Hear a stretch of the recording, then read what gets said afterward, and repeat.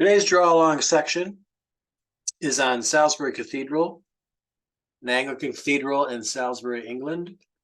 It's the seat of the bishops of Salisbury. It's from the early English Gothic architecture and was completed fairly quickly compared to most cathedrals of the day in about 38 years, from 1220 to 1258. So we're going to work into this Gothic cathedral on the plains of Salisbury with our design markers. So if you haven't already, print, define your Salisbury piece, or screen capture this image, and then print from that.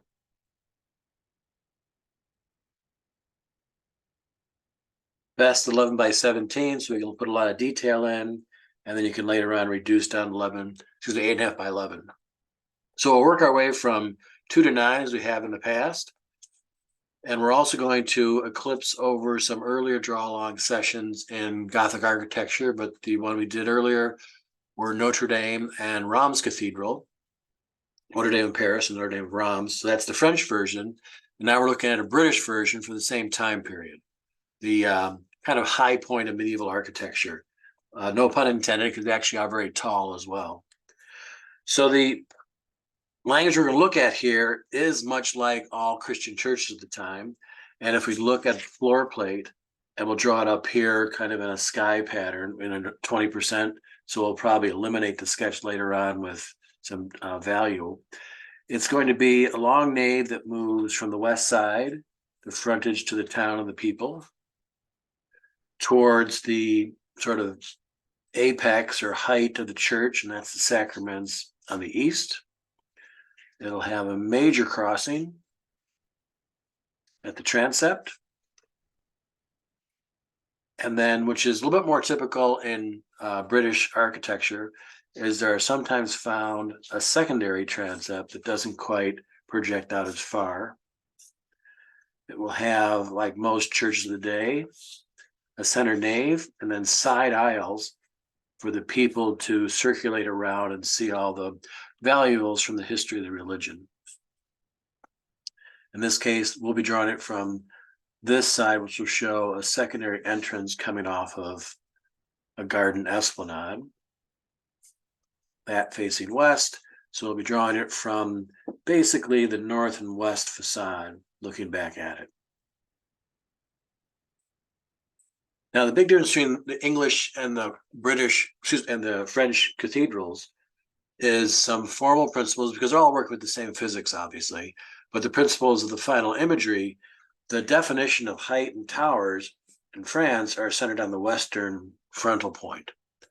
In British cathedrals, they work on heavying up the relationship at the crossing and then have a large crossing spire like we see here.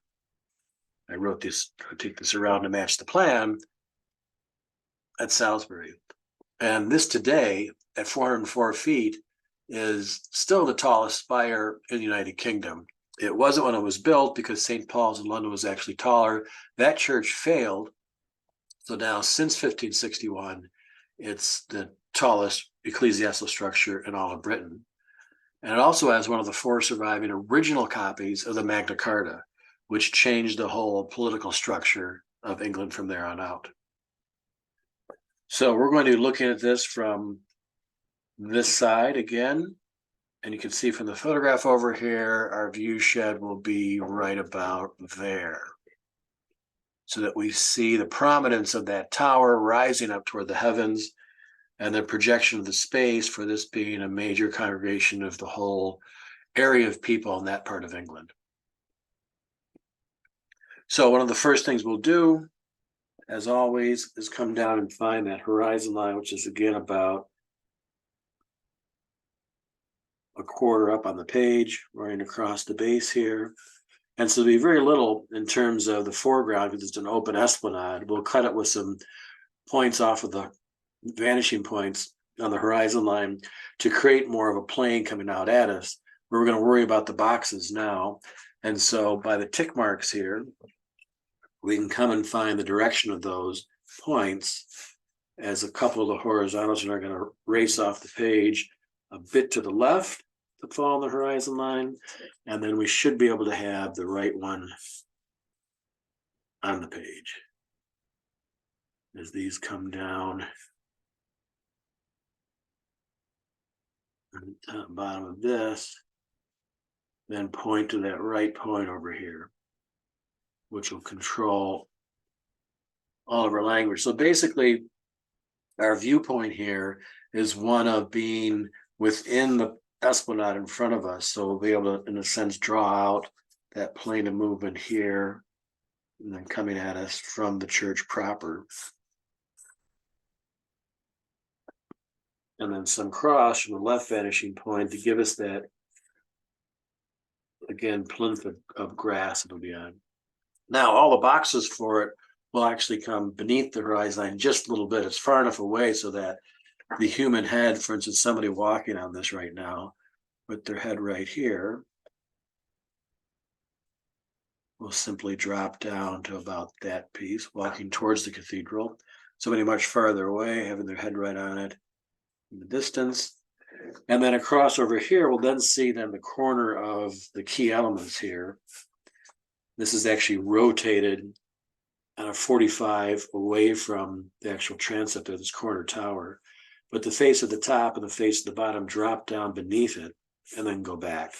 Now, it's always key to make sure in all your architecture, the boxes themselves are always, they address the horizon line, but some portion of it has to be beyond the horizon and beneath it. Otherwise, you're telling us the view shed is someone actually laying on the ground. And with that little bit of 6 foot height, it gives a little bit of dimensionality coming back. So now from that corner point and going back, it almost seems like a horizontal line, and yet is canting back up to that. So our little 2-story entry here that we see over on the right will project back to the left on this side and then rotate back to meet the cathedral proper. And the cathedral proper then has its initial exterior aisle, which runs in a box down this direction, and then comes to the corner tower. And because we're looking at this sort of flush out, we don't see the front face of the cathedral at all. And then it goes up a little bit with its pitched roof, and then we see the extension of the roof line up above, its pitch, and then finally the area of all the clear story windows, and the windows are drawn a little bit here as we move ahead. So this pitched roof will come down to this end and be pitched on this side, and then meet the corner tower. The top of the corner tower, before it gets to its actual pyramidal type of roof pitch here, octagonally, will vanish to the left point. We'll see a little bit when it comes to the corner where it proceeds beyond it. It'll return right back to our right vanishing point on both sides. So they are horizontals, but they've got a really strong direction back to our one point here. Top of this tower over here then boxes out and drops down. And we see that rising up. There are a series of conical kind of turrets come up to the top, and then we come to the flesh itself, the great spire on the top. And we'll detail that a little bit, but now we'll simply place it sitting on that roof line. Now, if we were to walk closer to it, we've seen in an early sketch at the Colosseum, what that would do is it drive these verticals towards a real strong vanishing point up here. Right now, all it really happens is these remain fairly just parallel to each other in reality of the paper too. As you come over to the edge here, the verticals tend to bend a little bit upwards and to the right. If we draw further and further, they'd be driven more and more to that point in the center. The front face of that 2-story box, the entry.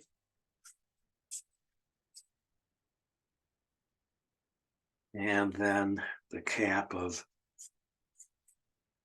the transept, the major transept. Secondary transept's right behind that, so we're only going to see a little glimpse of it. And that'll cover the view of what's behind here in perspective, because if we see it from this point of view, these 2 volumes are eclipsing the rest of this on its way back there. So we'll see just a little bit of it through the buttressing sticking out on the back end. So that'll be a fairly minimal type of detailing later on. But whenever it returns back to the right, both in the top of this one, it vanishes back to that left point, it'll hit the middle of the tower, and then that angle comes down for the roof pitch, which is similar to the one over here as well. And you see the height of the nave meeting the crossing tower, the height of the transept meeting the crossing tower over here.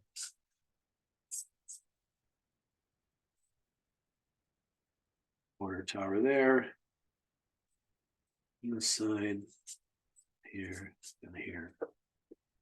Then around here really quickly, there's always one at the corner, an extension of the bastions at the side, almost like a crenellated fortress type of view, because this is sort of a sanctuary for the faithful as well.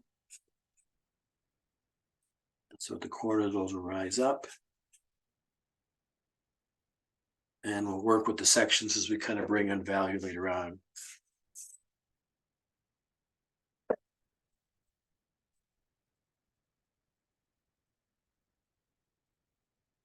So it's unusual in its plan type here to have this long of a nave that's that thin. So the impression here is very, very vertical once you go inside Salisbury compared to other cathedrals that need that girth on the side. So this plan type is, for its provocative height to it, is very thin and really tests the idea of people feeling comfortable in the physics of the space. And there's 3 levels, a tall pointed arcade in the center in the plan type, the open gallery above that, and then finally a small clerestory. So the stages 1, 2, and 3 march up the nave in our model type here, and then we'll see that happening as we bring in perspective here. Now, to kind of give us that focus of the setting for it, it's fairly rural. It's a smallish town compared to the sort of major promise of Notre Dame, of London's work about an hour and a half away. So we'll see a lot of vegetation here on either side as a backdrop to us. And that'll help bracket the brightness of its stonework and the types of Purdick marble that's used in the cathedral. And at the base, we'll have the ability to claim it through the lawn itself. So we'll come with the value of that fairly shortly with our stepping through the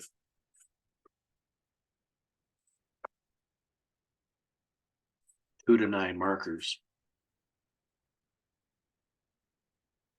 And then we'll do some type of cloud pattern later, just kind of, again, pronounce the backdrop as being a darker tone than the light of the stone itself. So whatever you see on site or photographically, even though you understand it as being a material itself and the sky seems bright and white all the time, it really reads like a type of middle gray. And you want to accentuate that to, again, pull the building off of that backdrop. And when you do that, make sure that the value comes and then eliminates the line work, because the lines themselves don't actually exist. It simply is the perception of planes of tone changing their abilities around edges and corners. So don't just do the zone, you have to tie it right to that edge, so it's more the connectivity of the sky and less about the mass of the sky itself. So let's give some base value to this in terms of all the fenestration through here. We're going to have a repetition of paired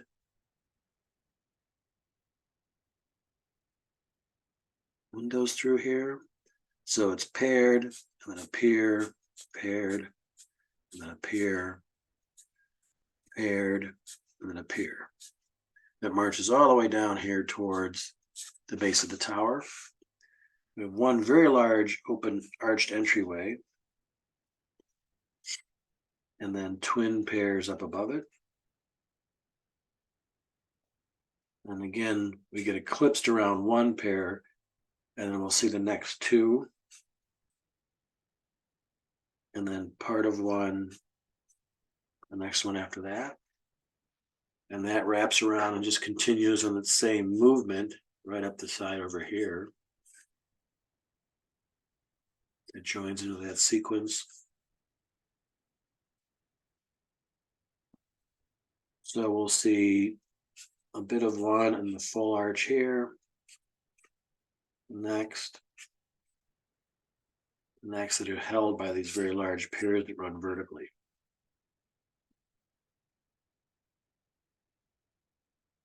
And the flight of the stages again, which you mentioned, are the three zones which show themselves pretty well on the transept here as well. Again, the three are the tall arcade, which is the tallest element at the base, followed by an open gallery above it, followed by the small clerestory at the top. So as the light moves across the course of the day, there's different sequences of lighting inside the church proper. And as I mentioned before, in plan type, this receives a diagonal movement on this side, and we won't see an actual spatial change on this aspect of the skin on the eastern edge. It's hidden behind our perspective. So we'll only see it here. So when this line comes up, it's not going to vanish directly to the point. It's going to flatten out a bit because it's not vanishing to the same points because it's on a diagonal.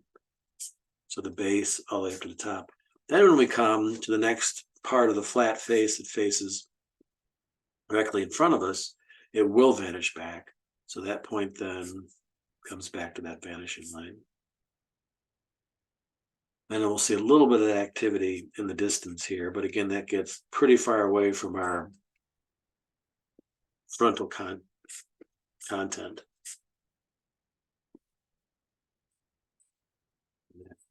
Corner turret and corner turret for now. There are a series of doubled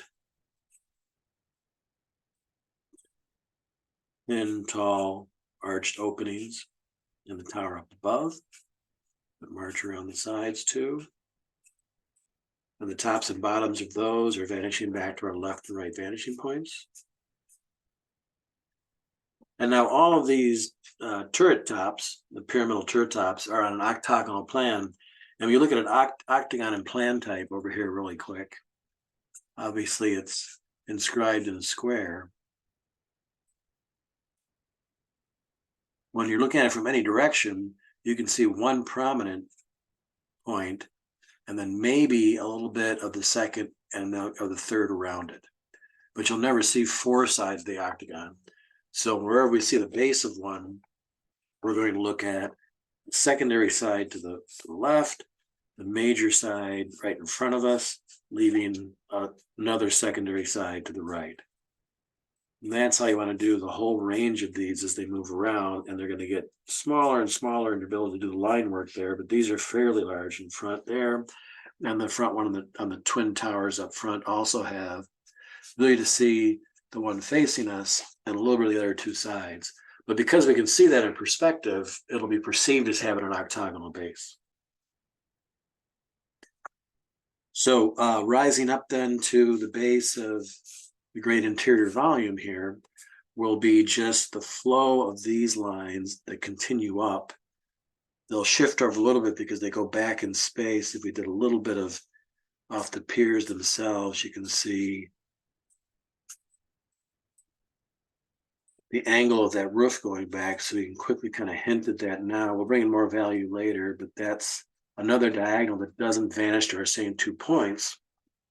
Same as with the top up here, just to give that sort of a placeholder for now.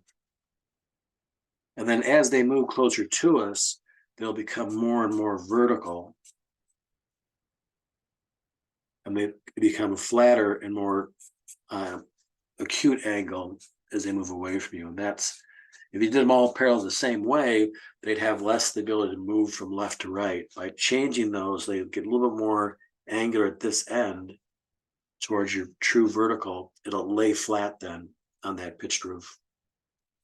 So then at the tops of those piers, we carry those up as well as they run up to that space, and it gives us sort of the coordinates to lay in the windows above. And there's the base of that roof, and now we take, instead of paired arches down here, it's a triptych where in the middle there's a large taller arch and then 2 smaller ones.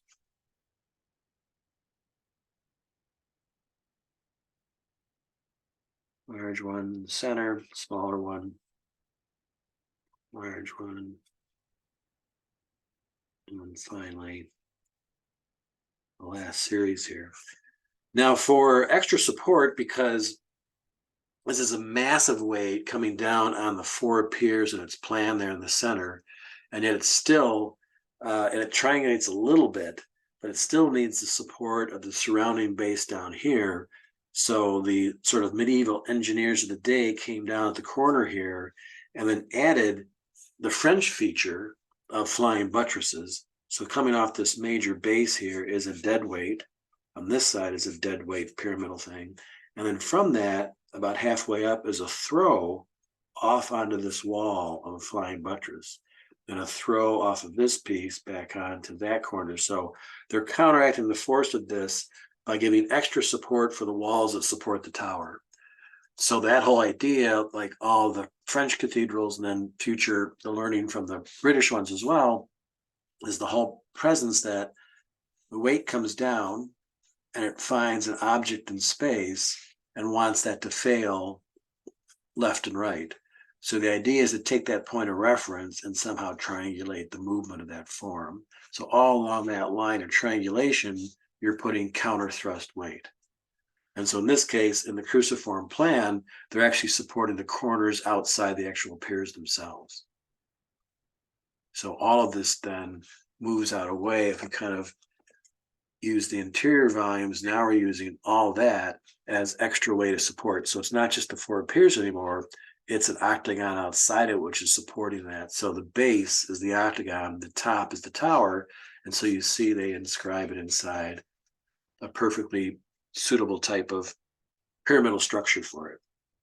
And then even that was perceived as failing a bit in the 16th century when Christopher Wren was able to come back in and add to that structural integrity. With large supporting piers that seemed to be under the stress, he added reinforcing tie beams. And those tie beams would be metallurgy when the Industrial Revolution started to dawn and use appropriate applications of steel from iron ore to create more strengthening of that, so it counteracts the throw of that. So the height is lovely, but it's also damning to the performance of the building over time unless you work with the structural integrity. So here we are again on this side, a major surrounded by two minors on either side, major and two minors. This is our corner tower that rotates, and then finally to the openings of the other side, which faces directly towards us with a central larger arch and twins on either side of it. Three small at the base, three tall long openings. Okay, the scheme is sort of a two-dimensional design pattern of the tower going up in stages. So it has 1, 2 we've drawn in already, 3, 4, and 5 movements across it until it gets to its capital there. And then sort of different types of Gothic decoration on the skin there, but there's no actual physical openings until a little bit of an islet up here in an arched pattern that's split. So this is more surface detail that makes its way down. So now we're ready with sort of all the landmarking of what we're going to do to this in terms of its content. Now we'll start using some employment of the value. So simply keeping the tool, and your number 2 is sort of like you're sketching out with a pencil. So the 2 is going to be our lightest gray. We'll just simply notate that the sun will be coming from the west. So all these front parts that face the west will leave white. And then because we see less of it here, we're only going to have this part page white, that part, the one part of the 2-story entry. We won't see the front over here because we're inside that threshold of view.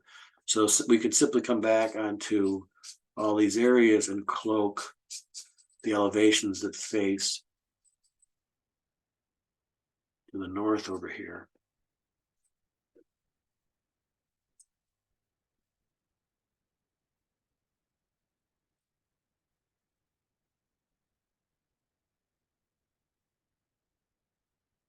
And of course, the whole north face of the tower.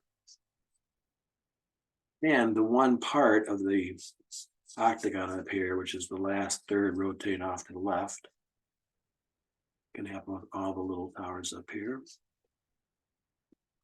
And then the whole sides here. Leave the tops, if you can, a little bit brighter white, so don't make that entire gray there, because they're going to receive light from the one side.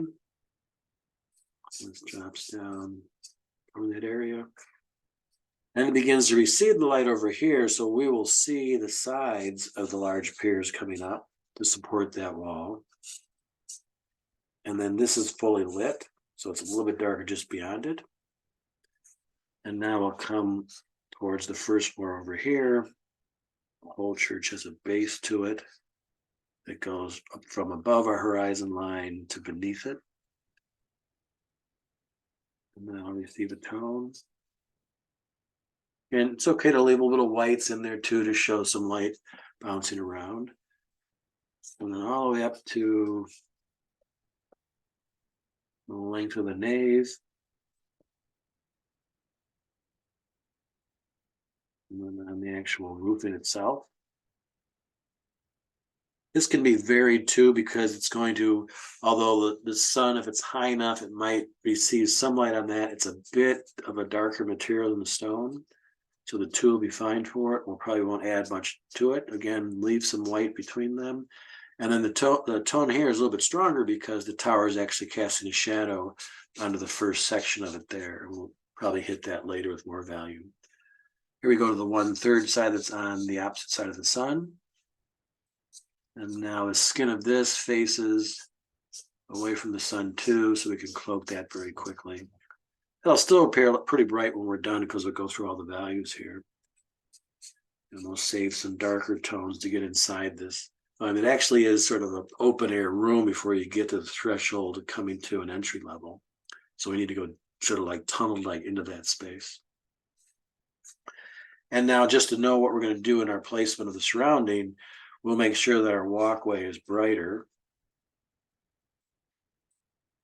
and the vegetation is darker adjacent to it. So these are just placeholders for now, because you know that we'll really exceed this value when we get the other parts of our set of markers. And again, the key is to always make sure your value comes and actually touches the value of the architecture. That way the line we drew disappears. So as you get more and more complete with the 2 through 9, you should actually start to eliminate all the earlier line work. And now this one coming across, maybe you can do it all, start out, a vertical pattern, and then we'll do horizontals later as you wash in more tone as needed.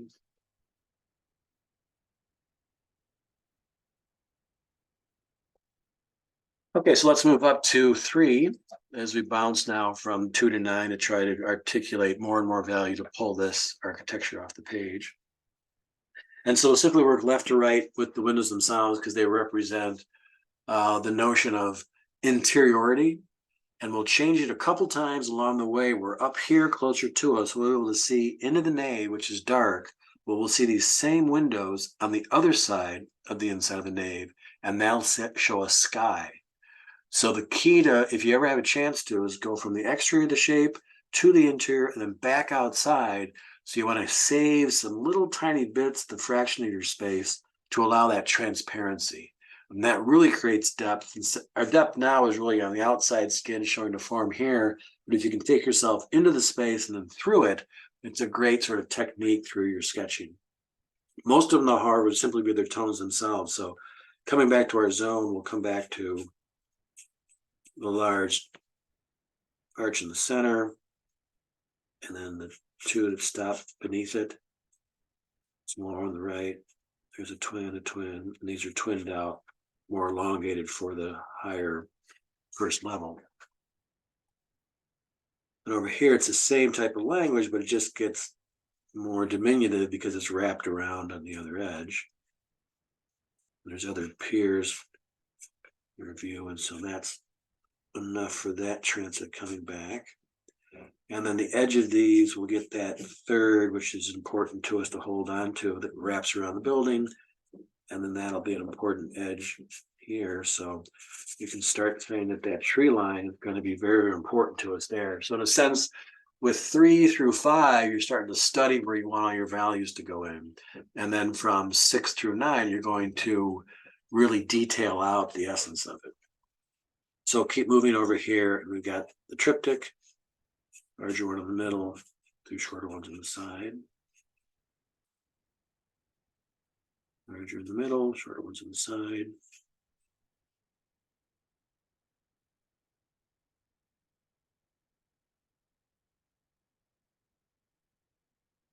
And up top, there's twin elegant openings. And that's part for the light for people that work up in that area, for the music that comes out, or also to lighten that structure. Because the taller that's get, the more you want to lighten the load, so that physical equation here ends up being not just a full built coordinate like you did at the base here. You want all your mass at the base, and the whole thing, as it triangulates, it also intentionally wants to get lighter toward the top. And down here, we'll see probably the same thickness of the arches because it's almost like the 2 sides are identical. If you see one more than the other, you'd see more of the arch of that side too then. And then we'll come back to our third once again.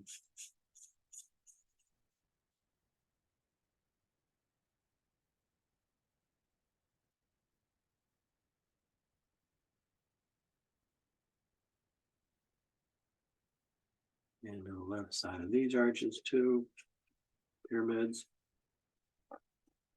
And then right up top here in the actual vault of the roof, there is a band of 4 small windows, and above that, a little circular piece.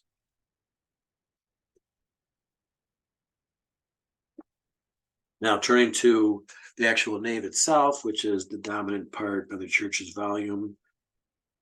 There are twins now all the way on the lower level and a triptych up top, but we're getting blocked at the twins' view because of the piers that support them. So we'll see an entire arch and just a sliver of the next one next to it.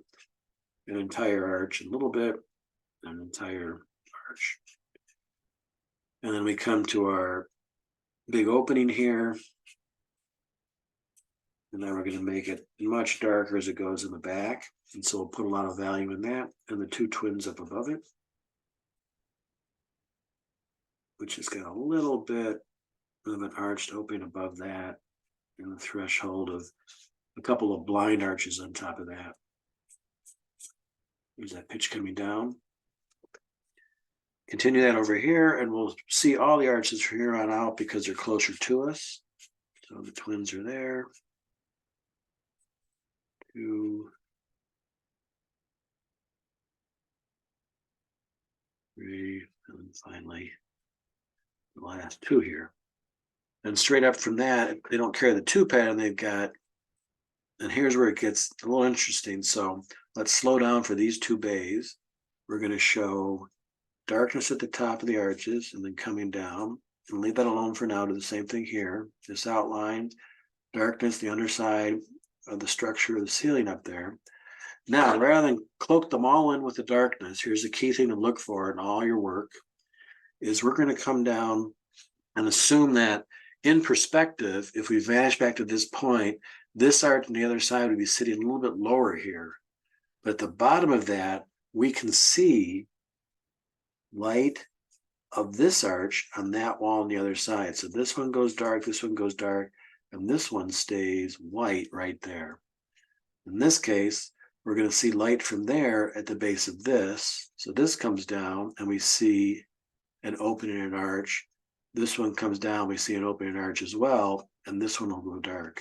So the sense is that if you can really get a peek of it now, it looks like we're looking inside of a space into the darkness of the underside of it, and yet we're looking through it to another bright white. And we want to hold on to that little bit of just like a fingernail's worth of white. Will make that seem deep rather than just we're looking at the skin of glass. Now, the trouble is we come down here, we lose that because the angle of inclination is such that it closes that off. But right when it comes closest to you, you have an opportunity to afford it to you. So that should be job one in any architecture, to have that movement within that piece of paper of light, shade, and shadow. Let's come back and triptych up.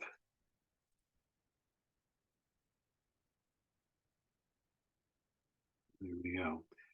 And a little bit for the vaults that are flying up over there to support that in the corner. And then we'll do a little bit of line work here, which will seem, it'll fade out because you've probably noticed that when you do your ink, it seems pretty strong when you put it down. Then after a couple of minutes, it almost disappears by itself. So as you go through the rest of the values, these lines will be less significant. So that holds the promise for 2s and 3s. Let's go to 4 now. So now we accelerate. We spend less time on each number as we make our way to 9. So let's begin work left to right. We could probably start here and say, here's the bottom of the foliage that we're going to have adjacent, showing that array of trees and their tree trunks in the distance. And then coming up to the building itself, make sure it's a stronger value. And then the edge of the grass that goes and meets it. And then a little bit, since the light's coming from this side, right here at the base of this piece, and certainly at the base of that, it's a darker patch of grass that gets thrown back, and then the cathedral itself casts a shadow on that part. And so it helps land all the weight of that stone and then turn it 90 degrees by having those two cast shadow pitches.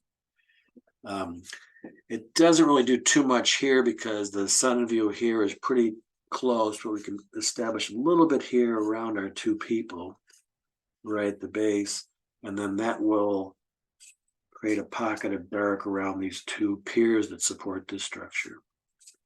So we'll see that those two faces as they come up and have a little parapet that supports this 2-story growth on this side of it. And there's little twin towers there.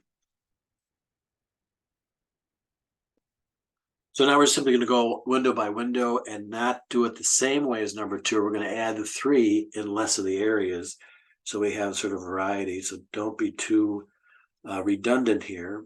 Start at the top and maybe drop part of the line. A bit more. So you're doing darks within darks on our way to number 9 here now. Little slivers here around the back bend.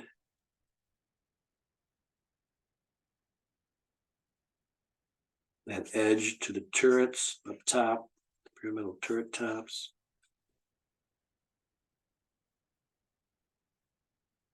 And then because you really want to puncture the sky, you probably can take the flat edge of the 40 and take it from the edge where it meets the sky and then drop it down. So hold it tight on that edge and let your whole thing kind of pull off the paper as you stroke down, and you create sort of a gradated use for that. Probably happen up here too. So it's strongest right where it punctures the sky and then becomes brighter down on the skin of it. Come along to the edge of the pyramidal spires here, and then work into certainly the tops of these open areas because they're recessed in, so they'll cast a shadow. They'll meet the glass. Come down a little bit thinner. Same thing again. So never do a stroke just for the sake of the stroke. Try to think about the language of the architecture at the same time and how you're going to move the ink across the paper to say something of value.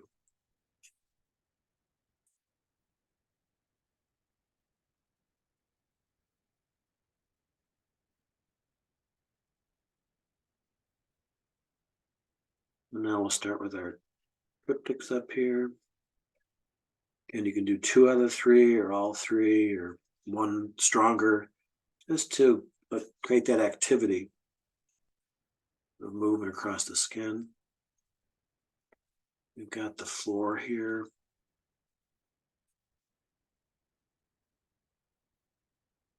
That edge. Now pushing deeper into the space, we'll be able to see this edge of the base of the wall come down and hit a point inside our value.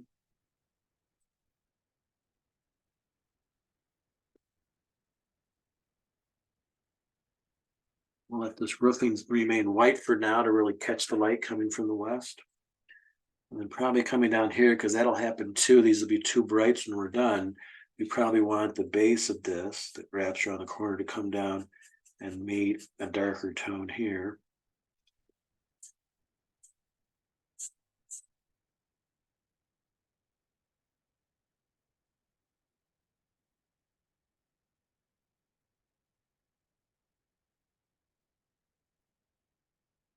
And now taking this all the way across, again, start at the top and drag some value down into it.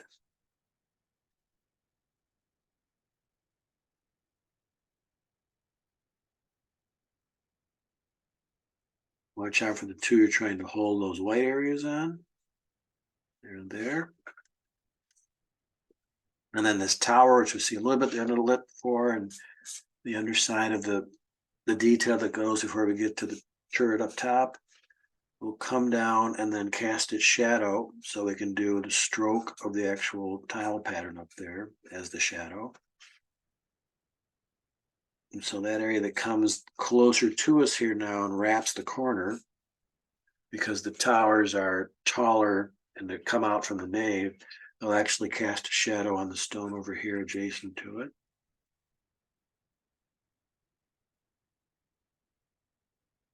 That'll help pull that tower closer to us now that we see it's doing its work and casting the shadow.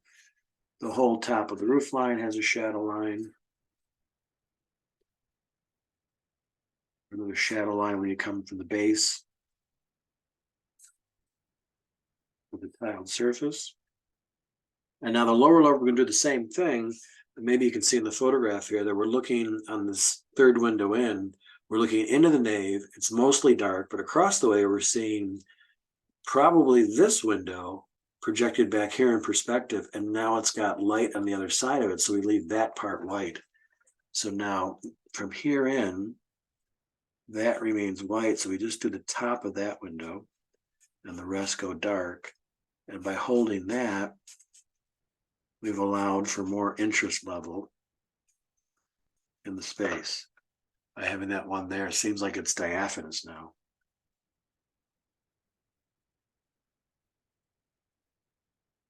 And then maybe the base again a little bit stronger. The front face of the lawn itself was stronger. And so this is sort of like your exercise to test. Do you like how your values are going? And so now is a good point as we're moving toward number 5 to look at the value of across the whole sketch. So if you squint down now, are there parts that are tending toward dark that we could use and push forward in the sketch? So number 5, going back, and now we're going to kind of follow what we did with number 3 and just do less of number 5 adjacent to it. So again, it's less important at the very edge of the page and more important as it hits the building. So now 5 gets stronger here on the underside and maybe parts of the cast shadow become darker. Follow that through as long as you're on the shadow line of the building into the depths of that hall, out to the front, over here between our two people, and now towards the vegetation on the right side.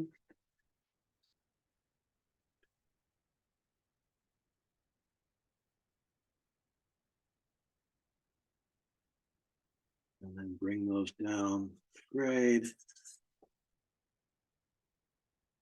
And then potentially we could assume that there's an array of trees that's just off the page here that might be casting shadows from that western light across this. So we have an excuse then to come from the right side and break when we come to the people. And there's a cast shadow. Then we take the same part of that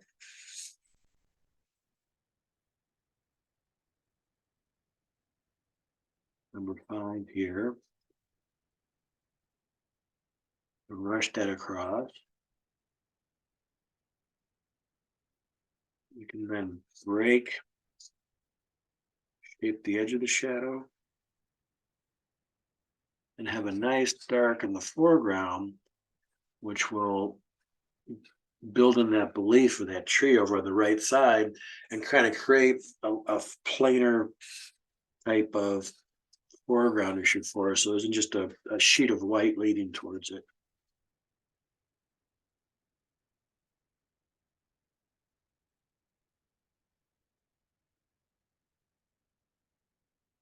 So this five's getting a little bit dried out now. So I'll set it off to the side. Sometimes when they dry out and you recap them for a while, somehow they replenish a little bit of ink that's left in there.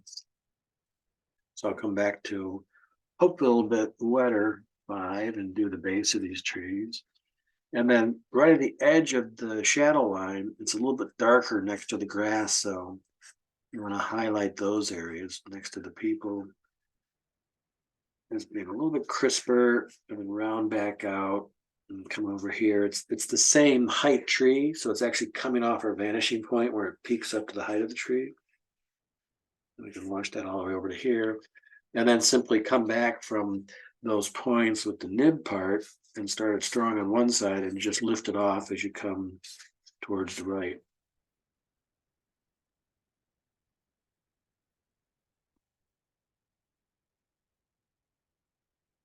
And so that kind of gives a nice change between what's being cast on as a shadow on the right side and then the strength of this lit area. And it will bring more dark onto this face and that face. So we'll have an exchange of darks to lights, the darks to lights across the screen. And then a couple of things, little jewels like sparkles of light within the interior to show the sky going behind it. Because it's not a very open air glassy building. It is for its day, obviously, but that's how we want to kind of chase this across. So we'll come back to the four areas now and just quickly do all the windows once. This now you're just doing probably just a little bit of line rather than the entire glazed area. Just hitting that.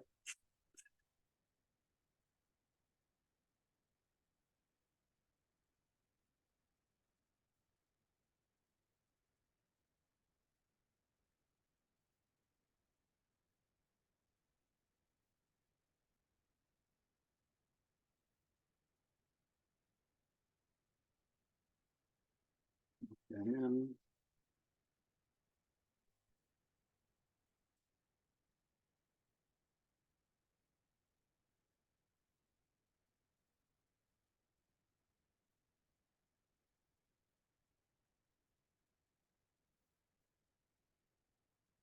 leave a little bit of white area in that one. Maybe there's some light coming through from this side.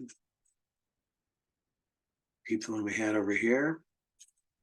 Certainly keep the ones up top here, which are really important.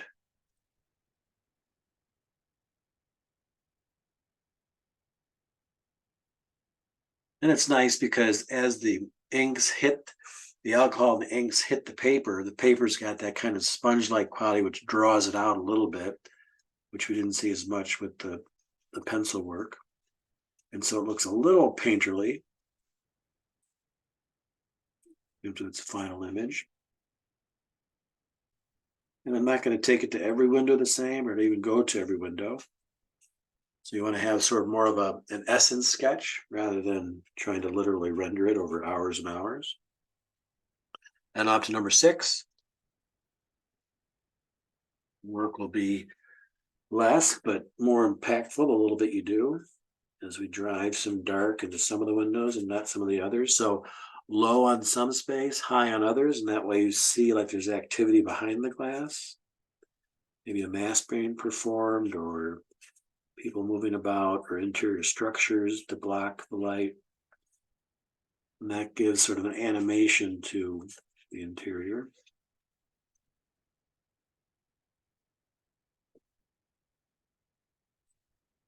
Like the cast shadow line on the roof line there.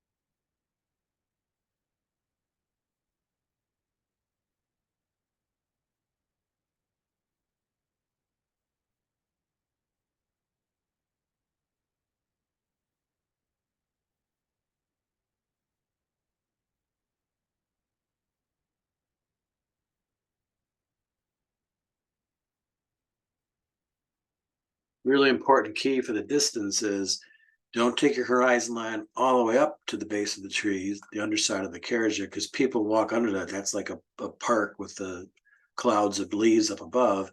So that again, that little last eighth of an inch takes you so much far distance in the paper to leave that white there.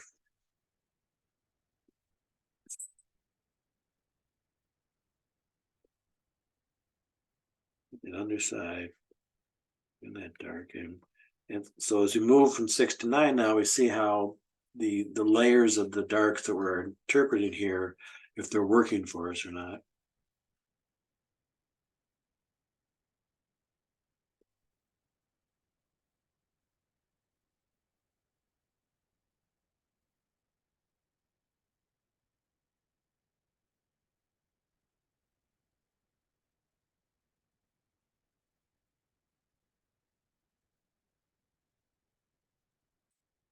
We do a couple random pieces of the roofing upper here. It's probably a lead or metal cladding for the thousands of oaks that are used to span the spaces on the inside. Then we have a little bit of crenellation around here to show the octagon moving. It's detailed in sections. So after about a third of the tower, this side is actually part of the box, so that goes back to our vanishing point. This one isn't, that's the one that faces us, so it doesn't go to the right vanishing point. And the next one is, so that goes down to the left vanishing point. So we turn up here to the same thing to show that decorative interplay, and go up another third, do the same thing again. To the left, to the right, and one that kind of connects them out. Find one last one up here where it gets really thin.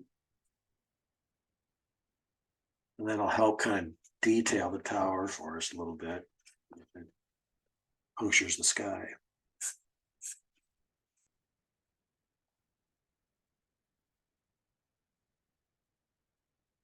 Bring that 6 into the zones here.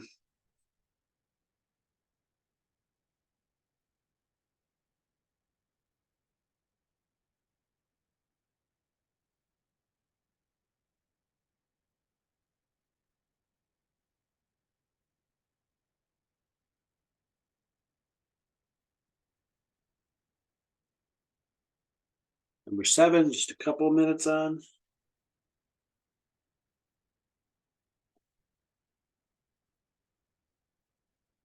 Because even the ones you drew earlier, if they're now in the distance, the 4s and 5s behind that will recede. So it almost pushes depth into how much of a cloak this forest would be in the distance. So you just don't have one type of tree trunk down there, you've got several.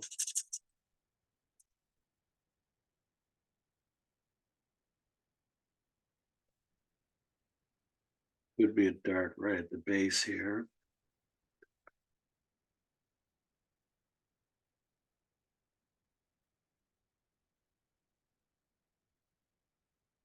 And now even less in the windows proper.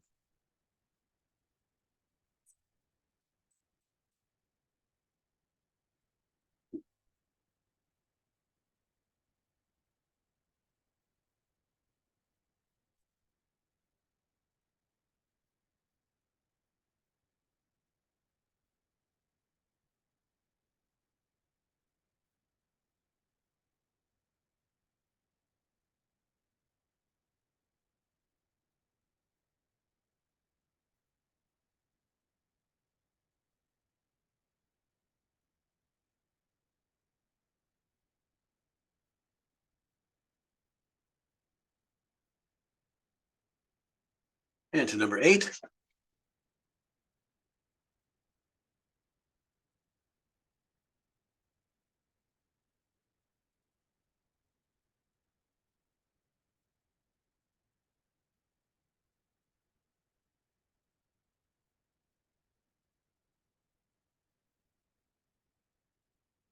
And when you buy the markers new, the point of is really should have a nice delineated line. And then eventually, as you use it more in sketches, it's going to soften up and be more of a small wash for you. It's almost nice to always have a fresh one to get finer detail.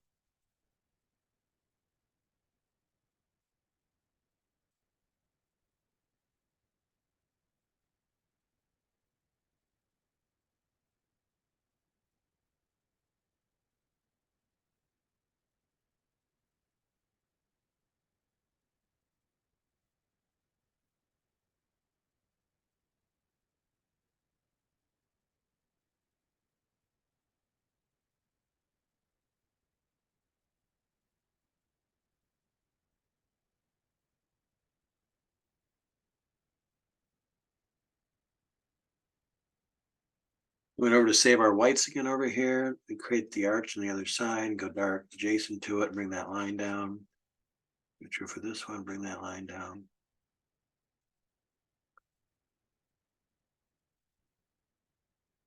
Be true for that.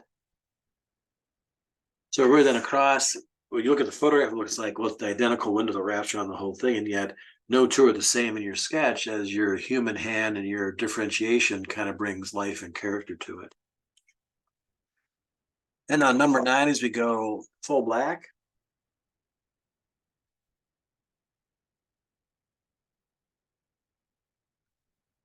So the final blacks within the blacks will take us to really key dominant pieces here.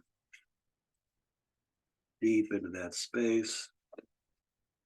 Maybe right at the edge of that corner.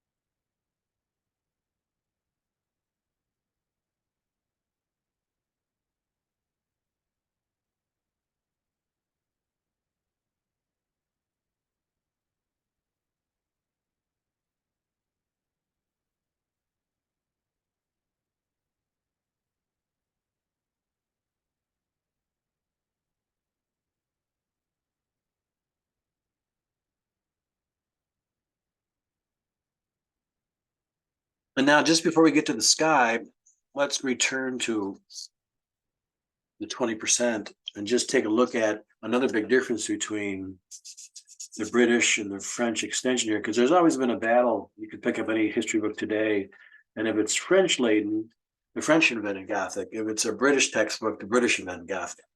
And the idea of the Gothic, obviously, is a whole series of ideas, and one of the dominant ones is the pointed arch.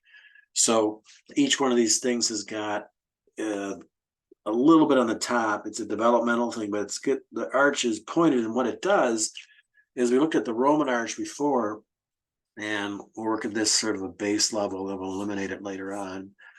But the Roman arch was a circle on top of a circle, that same size, then drop down the midpoint from that one, and you've got that arch. Right? Now that arch in plan then has to be a square to work in terms of what the Gothic architecture brings to architecture that the Romans and the Greeks didn't have. And that's the idea of spatial planning is always a unit that's always has to be based on a square, because if you project this out in an axon and put the square on the floor up underneath this, then you have another arch over here, and that's going to spring up to a point where it has to meet this arch.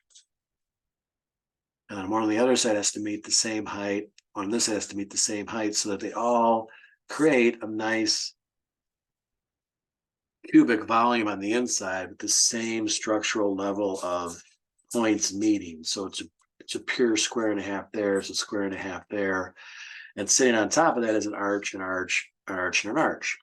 That's fine, but if your floor plan doesn't want to be that, if it wants to have a rectangle, or even in the case of a rounded apse, it wants to have a trapezoid in floor plan as you round around the corner, you're going to have varying heights. So over on this side, we'll draw that language. If you want to have this on one side and then project back in a lengthier view for a rectangle, you can't do it with the same arch, because one's going to rise up this high, this one's going to rise up that high. They're not going to meet in space. Break the arch right here and now make it a pointed arch. So you have two arcing halves of something curvilinear, which still brings the forces down, and you've got a really important keystone there that joins them together. And now it's a natural way and a physically pure way to change the language of the arch into the pointed arch, which is the dominant kind of innovation for the Gothic. So let's do that and say we want to rise this up to where it has to be for a pointed arch on the side. And now this one will rise up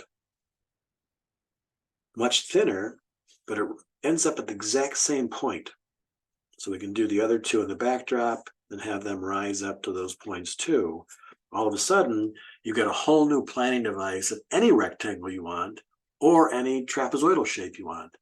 So the language of the floor plan is able to change and evolve in the Gothic language, which wasn't even part of the systems in the classical language. So the battle between the Brits and the French historians are that at Durham Cathedral in about the first century after the millennium, around 1066, I believe, at Durham, they have pointed arches in the nave, but they're only used as a pointed arch with a square plan. So they're not used for a structural difference. They're used for structure and they work well. They're still there after all these years, but it's not the dawn from the French perspective because it's Saint Denis in 1143 in France, about 80 years later, 75 years later. It actually is in an apse. So the French did their design to circumnavigate a round form on the end of each part of the church, eastern part of the church, the head of Christ. And that was, from the French point of view, the dawn of Gothic architecture, as Romanesque burst out of its Romanesque, Roman-like type of half semicircular arches. And so we see that sort of the battle now between French and British Gothic. So I think what we'll do first here now for the sky is finish up what we want to do with the scope of the building in terms of value. And so I think if I sit down and squint now, I'm going to go back to what seemed like a lot of shade on one side. Seems a little bit less now. So I'm going to probably start with a 3 and see if I can pull it off that way and see how it looks. Come back in and simply burnish those sides and help this one become whiter by taking it, since it's not quite perpendicular to the sun, I'll make that a shade darker too. And maybe even the pattern of the detail there. And then come back to this corner and pull the number 3 from the corner where it meets the front edge all the way down to the skin a little bit and give more value to that to start with. And then I think that has to happen here where it meets the sky, it's going to be darker, and then fade back over to this side. So we're kind of washing over that now, which is kind of a precursor to our meeting in the next section of watercolor. And then this whole piece is well beyond that. So that becomes a little bit darker tone in the distance. And then I'll take this and move it across on the opposite side there. So the one facing us is strongest. Articulate that more. And so I'm going to leave the sky white against this side of it. And then I'm going to push the sky to darker along our bright side. So the far side there.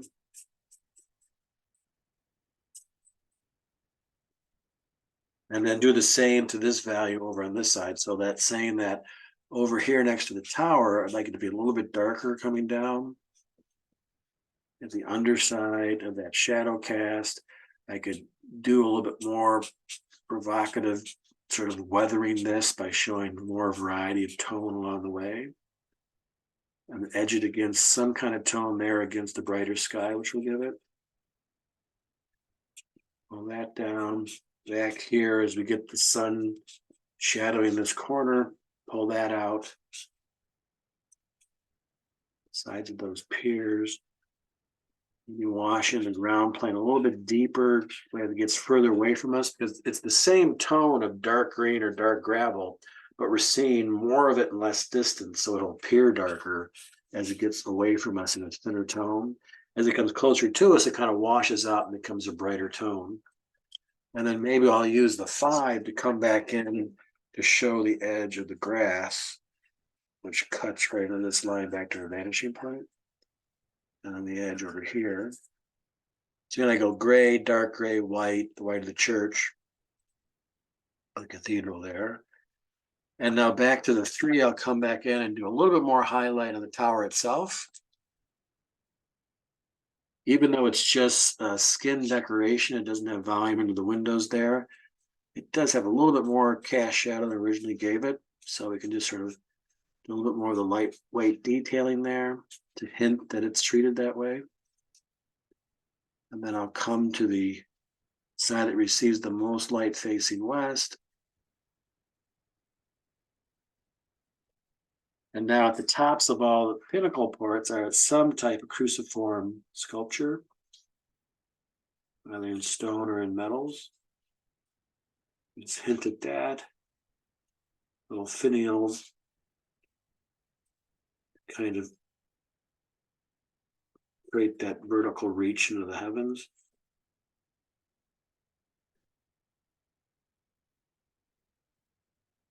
And then back to the 5 to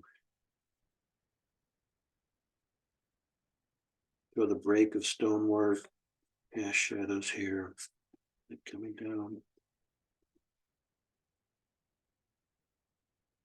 Shadow of the tower in that space.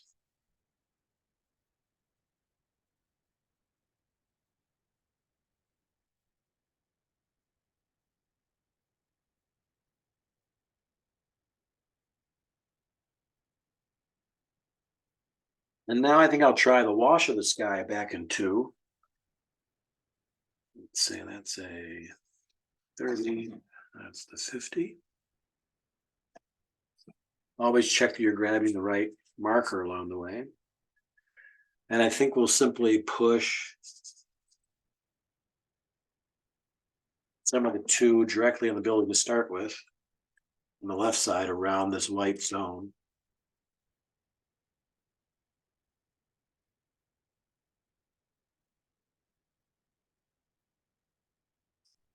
And again, it's not just to be in the sky itself, it's more important to rub it right against the architecture. And then trail off over by the sketch over here.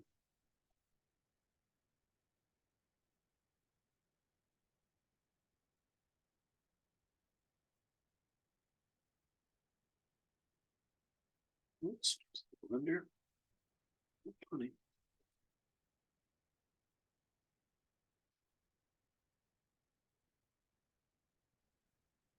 And then again, have it come down on an angle different than the building. I want it to come down darker and darker right in this corner against the lighter tone of the tile for the roofing. And then we'll repeat it and have it go a little bit higher here as the underside and have that come down and join those towers. But it's always nice to have the tower kind of puncture something of value behind it.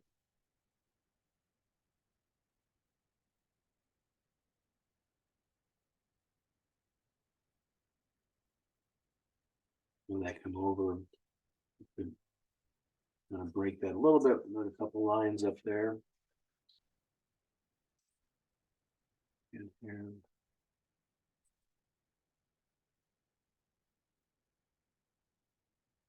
And then through to the other side so that tower has something kind of facing it off.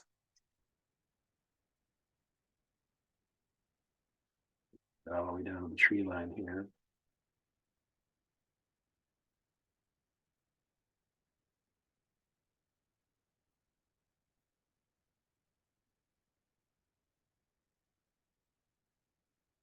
You can see as we bring that tone in there, that outside line here disappears a bit, and that's one of your goals, to eliminate that if possible. We bring it over here to this edge too.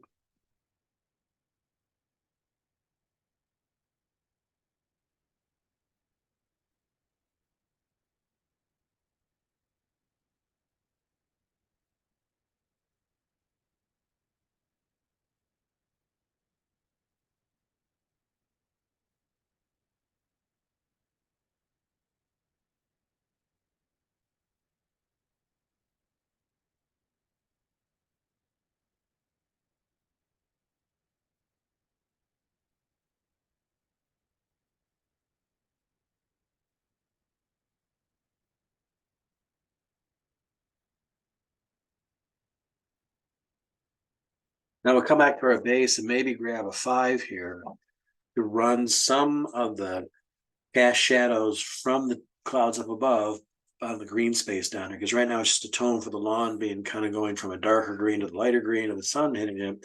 But there probably still are changes. So coming kind of on a sort of a random diagonal, we'll break that horizontal plane by having a couple of lines pass through it. And that way it'll send that plane more into a horizontal zone as we work that across.